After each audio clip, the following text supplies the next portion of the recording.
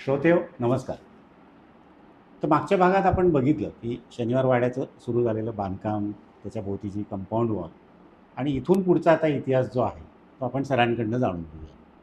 Sir. आपण आलो होतो नवबुर्जी नवबुर्जी. तटबंदीबद्दल करेक्ट करेक्ट. आणि भव्य वाड्याबद्दल. तर तसा काही तो नव्हता, लहान होता. त्याच्याभोवती एक साधं कंपाऊंड होतं. आता अनेकांचा हा गैरसमज आहे, असा प्रवादही आहे की ह्या सगळं बाजीराव पेशव्यांनी केलं. आता दोन गोष्टी आहेत त्याच्यात. एक तर ते कागदोपत्री लिखित कुठेही नाही. एका शकावलीत असा उल्लेख आहे की बाजीरावांनी सॉरी नवबुर्जी तटबंदी वाडा तयार केला, यापेक्षा जास्त कुठेही उल्लेख नाही. थोडं त्याला तार्किक हे म्हणतो आपण उत्तर, किंवा तर्क करून भर घालायला लागते अशा याच्यात. कारण इतिहासात काय होतं, ज्या दोन संदर्भ असतात त्याच्यामधली जी जागा असते ते बिटवीन द लाईन्स ती फार इम्पॉर्टंट, ती विचार करून थोडी भरायला लागते आणि त्यासाठी त्याला संदर्भ किंवा काही आवश्यक असतात. तर तसं जेव्हा मी विचार करत होतो की का कशावरनं नसेल हा, तर त्याला दोन कारणं होती. पहिली गोष्ट, जी गावकुसू बांधण्याला सुरुवात केली ते काम शाहू महाराजांनी थांबवलं. वाड्याभोवती फक्त तट म्हणजे साधी भिंत बांधावी, बुर्जी बांधकाम करू नये, ही आज्ञा दिली. आता हे सगळं असल्यावर शाहू महाराजांचं आज्ञा मोडून बाजीराव पेशवे हा उद्योग करतील ही मुळात कल्पना करणंच चुकीचं आहे. कारण एकतर पेशवे महाराजांना प्रचंड मानायचे, म्हणजे त्या शिवाच्या जागी महाराजांना मानले, शंकराच्या जागी, कारण पेशवे शंकराचे भक्त. दुसरी गोष्ट, महाराजांचा उपमर्द करणं हे काम कुठल्याच पेशव्यांनी कधीच केलं नाही. त्यांनीही नाही केलं, नानासाहेबांनी नाही केलं, आणि पुढच्याही पेशव्यांनी केलं नाही. कायम ते महाराज राज्याचे धनी आणि आम्ही राज्याचे पेशवे, अशाच भावनेने त्यांनी शेवटपर्यंत राहिले. तिसरी महत्त्वाची गोष्ट, बाजीराव पेशवे स्वतः एवढे मग्न होते राज्य विस्ताराकडे आणि याच्यात, तर हा उद्योग ते सुरुवातीला करतील असं शक्यता वाटूच शकत नाही. बरोबर. आणि मग नंतर असं झालं की नानासाहेब पेशवे म्हणजे शाहू महाराज 1749ला त्यांचं निधन झालं, आणि मग त्याच्यानंतर 10 वर्षांनी नानासाहेब पेशव्यांनी ते सगळी तटबंदी बांधून पूर्ण केली. आता ही लिंक जी आहे, मिसिंग लिंक, ही भयंकर महत्त्वाची असते. खरं. त्यामुळे आत्ता आपण असंच समजायला पाहिजे की बाजीराव पेशव्यांच्या काळात दिल्ली दरवाजा, एवढं मोठे बुरुज आणि ते असलं काहीही नव्हतं. 9 दरवाजे, 9 बुरुज, काही नव्हतं. साधा वाडा होता तो, आणि राहायची सोय असेल म्हणून. सर, त्यावेळेची काही ड्रॉइंग किंवा असं काही उपलब्ध आहे? नाही, एक नकाशा आहे, तो 1872 साली ब्रिटिशांनी केलेला आहे, पण तेव्हा वाडा जळून गेला होता, पूर्ण पडला गेला, आणि आत काही नव्हतं, फक्त जोती फार थोडी. प्लॅन जसं म्हणतो आपण, तो प्लॅन म्हणजे स्केली प्लॅन आहे. ओके. त्याच्या आधीचा एकही नकाशा नाही आहे. तो असता तर प्रश्नच नव्हता. आता अजून एक शंका निर्माण केली जाते लोकांकडनं, किंवा हे लोकही बरेच वेळा उत्साहाच्या भराती मंडळी पॉडकास्टमध्ये त्यांच्या त्याच्यात भाषणात सांगतात की शनिवारवाडा नाव कसं पडलं. आता हा एक प्रश्न असतो की मुळात जेव्हा पायाभरणी केली, वास्तुशांत केली, तेव्हा शनिवारवाडा हे नाव नाही, वाडा हे फक्त शब्द, शनिवारवाडा असा शब्दच नाही. त्यामुळे ते नंतर नाव पडलं हे उघड आहे.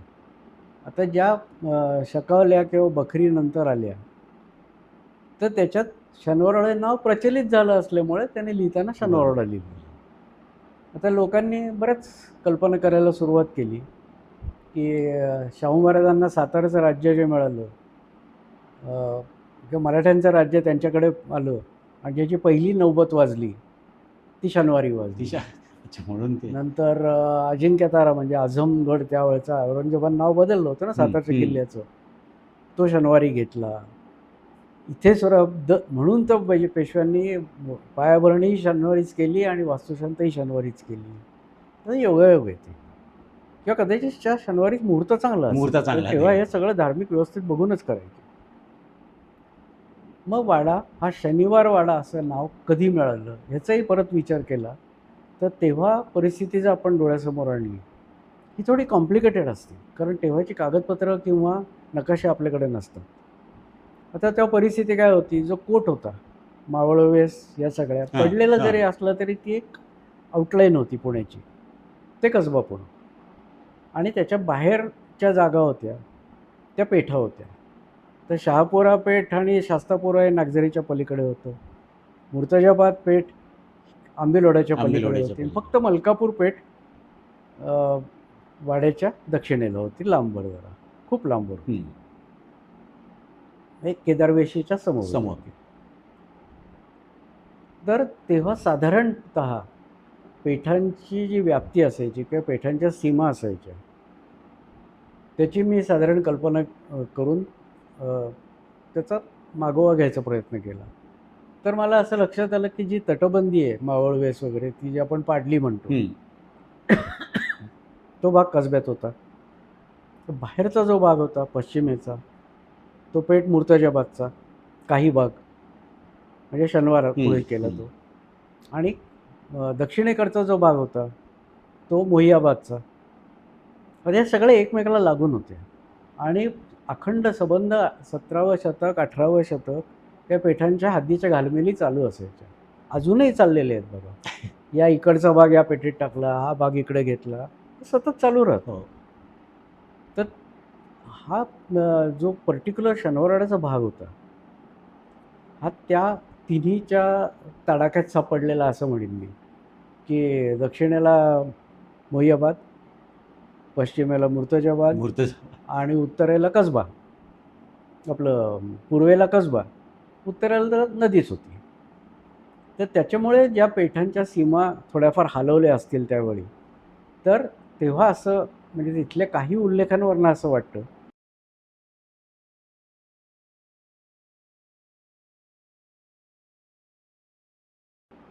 की आत्ता जी बुधवार पेठेचा आपण भाग म्हणतो म्हणजे शनिवारवाड्याच्या मागची बाजू दक्षिणेचा जो तट आहे त्याच्या पलीकडे नानावाडा वगैरे ती सगळी लाईन आहे ती बुधवार पेठ आहे. आणि त्याच्या पूर्वेला जो आहे तो कसबा आहे. म्हणजे शिवाजी रस्त्याचा पूर्वेचा भाग कसबा आणि पश्चिमेचा भाग बुधवार. तर तो मोहियाबाद आणि कसबा असा होता आणि हा दक्षिणेचा भाग होता. पुढच्या एका उत्तरकालीन डॉक्युमेंटमध्ये असं सापडतं की अर्धा वाडा शनिवार पेठेत आणि अर्धा वाडा कसब्यात अशी ती एक लाईन मारायची, इमॅजिनरी लाईन मारली तर अर्धा कसब्यात पडेल आणि अर्धा शनिवारच होईल. हेही बरोबर आहे, कारण मावळवेसीपर्यंत कसबा होता. मग आता हा सगळा वाडा बांधल्यानंतर त्याच्यासाठी जी आजूबाजूची मोकळी जागा ठेवली किंवा घेतली किंवा ताब्यात घेतली की इथं काही घरं होऊ नये, तर पेठांची नावं ही थोरल्या बाजीराव पेशव्यांनी गादीवर आल्याच म्हणजे पेशवेपदात मिळवल्यावर वाडा बांधल्या बदलली. 1732ची सगळी यवनी नावं होती ते 1732ची एक नोंद आहे. 35लाच वाडा पूर्ण झाला आणि ते राहायला.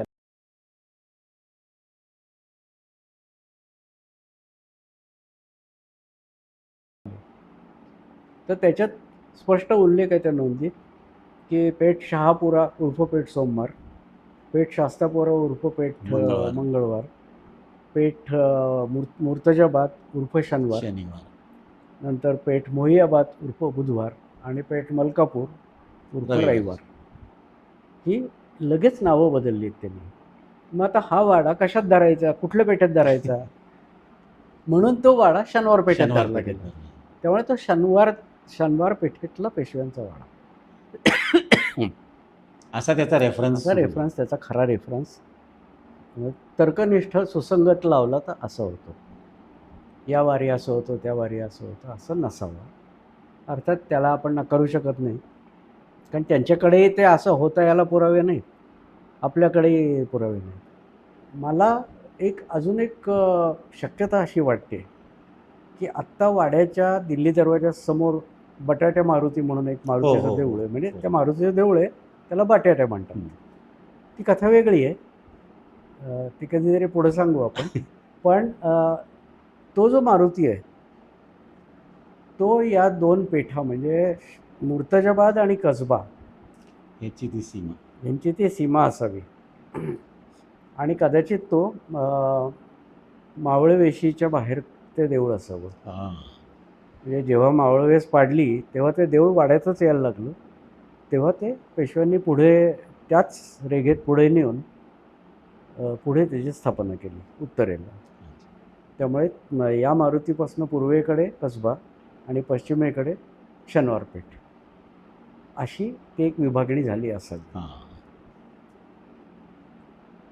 आता इथपर्यंत आपण आलो, पेशवे वाड्या बांधून राहायला आले, परंतु आता पुण्यासाठी काहीतरी केलं पाहिजे म्हणजे त्यांनाही वाटायला लागलं ना.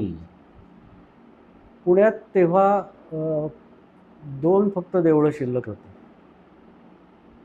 एक केदारेश्वराचं होतं आणि कसबा गणपतीचं होतं.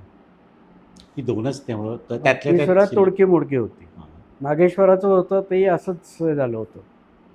पण म्हणजे तिथं देव टिकून होते. देवळं होते म्हणण्यापेक्षा देव टिकून होते. बरोबर. कारण बरोबर आहे, औरंगजेबाने काही ठेवलं नसणार हे उघडच आहे, त्यात काही वादच नाही आहे. मंगळवारात सिद्धेश्वर म्हणून एक देवस्थान आहे, अजूनही आहे.